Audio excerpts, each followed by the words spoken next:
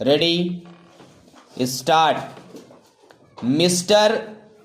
Vice Chairman, we are discussing the railway budget today. This railway budget will open a new chart in the history of this house, a chapter which is of a will discouraging nature.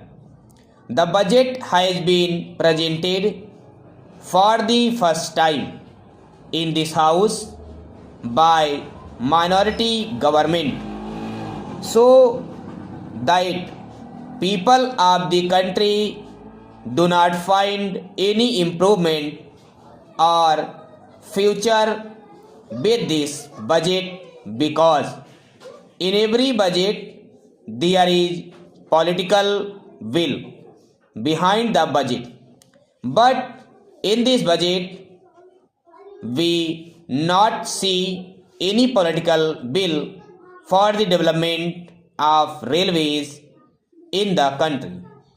The Indian Railways are the biggest public enterprise in the country.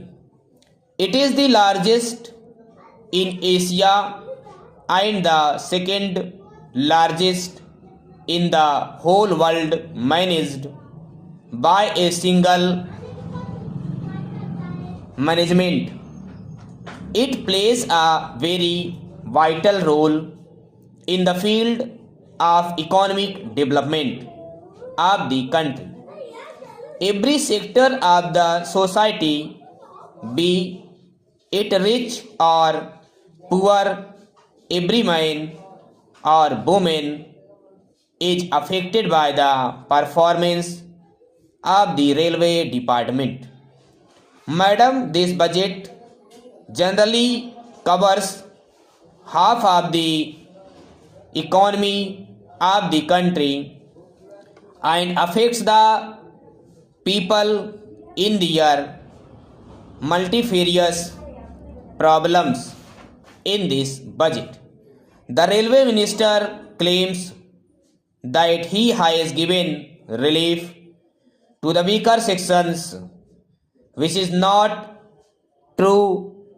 The exemption in the railway freight for the essential commodities in is of peripheral nature.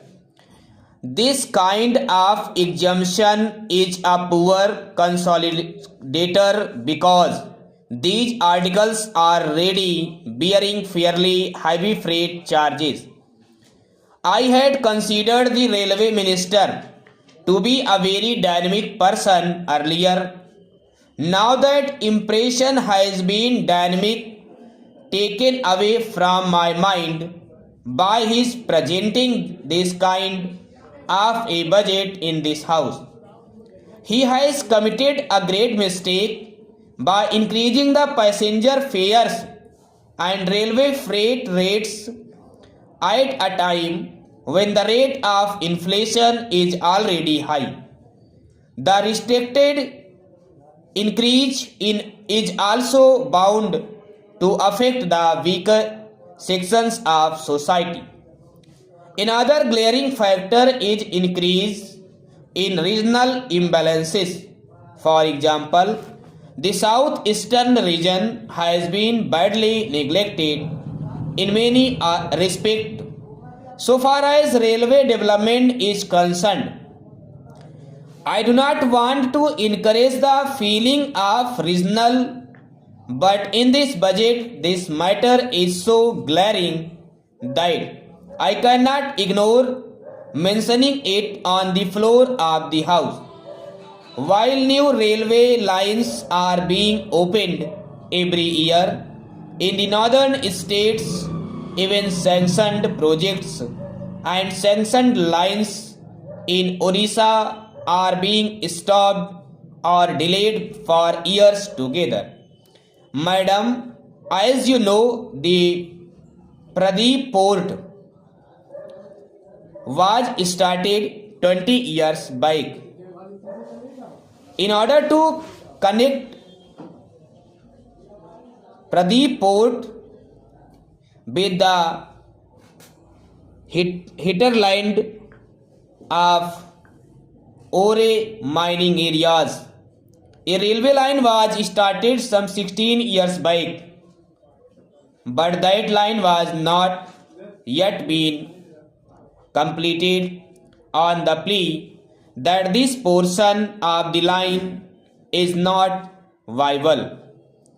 This line is meant for carrying iron ore from the mining areas to the Paradip port for export purposes.